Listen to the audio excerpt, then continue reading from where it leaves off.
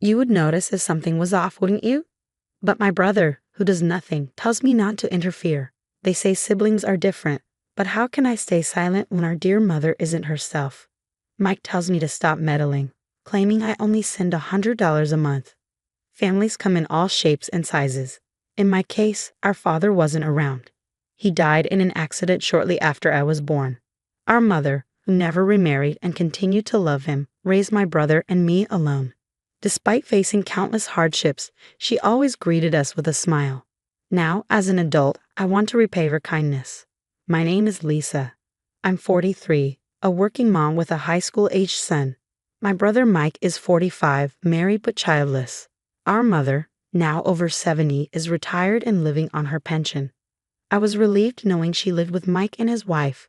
We could only visit during Christmas, but they seemed to be getting along well, and my mother appeared to enjoy her peaceful retirement. Recently, though, I've started to worry. Due to societal circumstances in the past few years, I couldn't visit often. We sometimes video chat, but I've noticed she seems to lack energy. Given her age, I think she should get a checkup. But she's not keen on the idea, so I decided to call Mike. Hi Mike, it's been a while. I wanted to talk about Mom. I'm busy right now. Let's talk later, he replied and hung up. I tried again over the weekend. Hey Mike, do you have time to talk? I'm concerned about Mom. I have a terrible headache.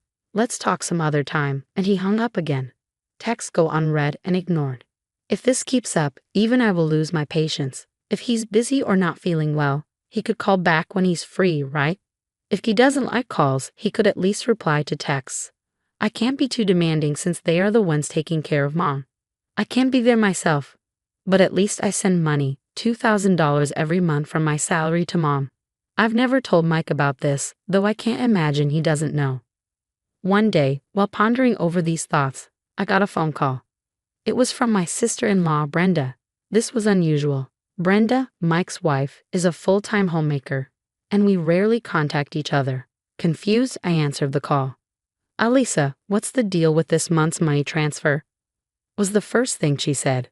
Her words reminded me that I had missed the usual date for the transfer. So Mike and Brenda were aware of my contributions after all. I wondered if Brenda was the one managing it. I'm sorry, I've been so busy I completely forgot. I'll make sure to transfer it by this weekend. You can transfer money online these days. We're taking care of your mother, you know. Don't tell me you think this is a free volunteer gig. I don't think of it like that. I'm always grateful to you and Mike, Brenda. Really? Just because I'm a housewife, it's like you've pushed all the responsibility of taking care of your mother onto me. You two siblings are terrible. Her words were harsh, but I couldn't argue. It seems Mike really is busy. From Brenda's point of view, it's all complaints because she's left to handle everything at home. And I, being so far away, am neglecting my responsibilities toward our mother. If you're not going to do anything, at least make sure to pay your share. Make sure to transfer it by tomorrow. Got it? Yes, I understand. As the call ended abruptly, I let out a deep sigh. She's not wrong. Since I can't do anything else, the least I can do is ensure my payments are timely. The next day, I notified my work that I would be late and rushed to the bank for the transfer. A few days later, my mother called me. I picked up the phone, wondering if she had confirmed the deposit. Mom, what's up? Oh, Lisa, how are you doing? I'm sorry to bother you, but could I ask for a little more money just for this time? What? What my mother told me after that was astounding. As soon as I ended the call, I took action. After getting approval from my husband, I put in for paid leave at work. Once everything was in order, I boarded a plane. My destination was my childhood home in a far-off land. Mom, what happened to you? Upon arriving home, I was lost for words at the sight of my mother, who had come to greet me. I couldn't tell over the video calls, but seeing my mother in person after a few years, she had lost a significant amount of weight. I understand she's older, but the degree of her weight loss is alarming. Are you not hungry? No, I definitely have an appetite, but there's no food. What? We don't have money, so there's not much to eat. No money? Wait, Mom, are you making meals? No, Lisa is preparing them. But with only having a cup of noodles every night, I've inevitably lost weight. What about Lisa? Does she also live with such a diet? She says she usually eats out and doesn't eat at home unless Mike is around. What's going on? She has the means to eat out, right? Yet she lets my mother eat such poor meals. Mom, if you can't cook, what about takeout? You could even get some exercise going out to buy it yourself. I'd like to, but we don't have the money. You don't?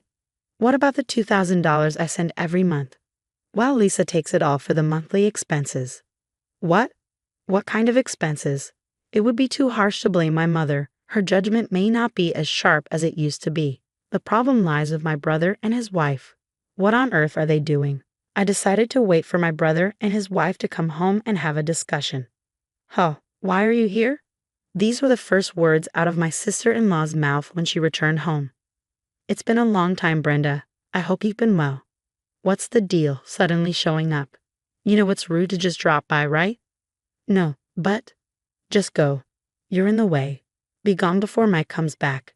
I suppose it's understandable if people are annoyed with me, but why on earth would they want me to go home so badly?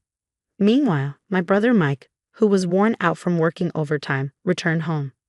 Huh, why are you here? This was the first thing out of Mike's mouth, too. With a wry smile, I told Mike and Brenda that we needed to have a discussion. What's there to discuss? It's about Mom, Mike. How much do you know about her situation? What's up with Mom? Mom has been eating just a cup of noodles every night. Did you know she wasn't eating anything else? Huh? What are you saying? I mean, Mom's only eating cup noodles. Brenda interrupted. You're being quite loud. What's with her sneezing every time I speak? And what's with those sneezes? Who does she think she is? Brenda, unflustered, looked away, ignoring my glare. I'm saying she's lost too much weight. Have you even been talking to Mom? Do you think I have any time between all this overtime work I've been doing during this recession? Brenda has been taking care of Mom instead of me. You do nothing, so don't butt in. But I can't keep quiet under these circumstances. I may not be able to look after her, but I'm sending money, aren't I? What happened to that money? You call that money? Don't act so high and mighty over a mere $100. The moment Mike said that, the room fell silent. What? I let out a small, surprised sound. If it were true that I was only sending $100, Mike's words would be entirely justified. However, that's not the case. What are you talking about? I've been transferring $2,000 every month. What? Now it was Mike's turn to be surprised. With a loud noise, Brenda abruptly stood up from her chair. Well, it's getting late, so how about we shower and go to bed? You must be tired, right? Lisa, you're disturbing the peace of the family. Go home. Go home? But Mike intervened. Hold on, Brenda. Where did you put Mom's bank book? I don't know. You did ask me to deposit money as soon as possible, didn't you? Don't spout nonsense.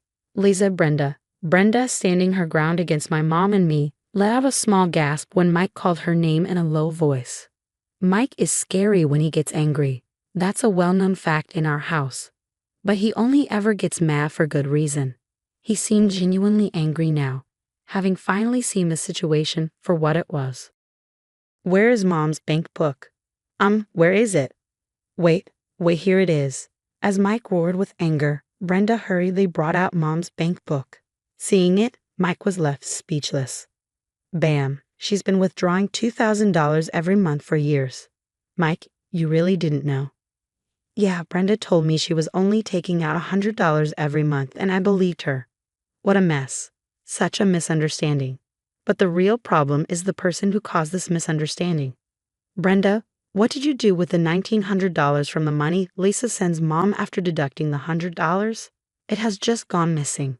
What can you do about it? How does it just disappear? That's ridiculous. Well, it vanishes quickly if you gamble. There's nothing odd about that. What'd you just say? Gamble.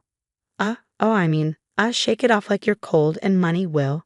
What the heck are you saying?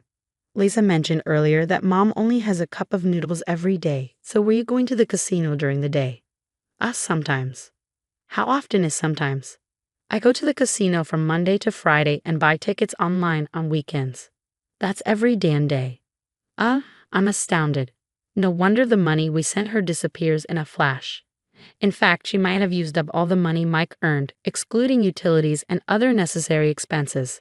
It turns out she didn't just squander Mike's earnings and my contributions, but even more. After summoning Brenda's parents, a unanimous decision was made to divorce. Excluding Brenda, Mike wanted a divorce. No, Brenda was crying out, but after being severely reprimanded by her parents, she finally quieted down. Mike agreed not to demand alimony but rather promised to return the exact amount that I had been funding to my mother. Of course, a lawyer was present and documents were created. Brenda's parents apologized and agreed to pay everything in a lump sum, including the alimony. According to Mike, Brenda returned home afterward and is living under the strict supervision of her parents. She is working from dawn to dusk to repay the money her parents paid up front. It seems her parents are in touch with Mike, saying they are teaching her discipline every day. Mike and Mom have started a life just for the two of them. My husband and I moved when our son started living alone for college to a location halfway between my parents' house and my husband's in Ohio. It was fortunate that both my husband and I were transferred to branches of our companies located there. I have even reduced my workload and started to support Mike and Mom's life. Although Mike is not good at cooking, he has been skipping work to deliver lunch to Mom. Mom's face has returned to its former plump and kind expression, which is a relief. With that in mind, I go to see my mother today. Mom, please live a long and healthy life.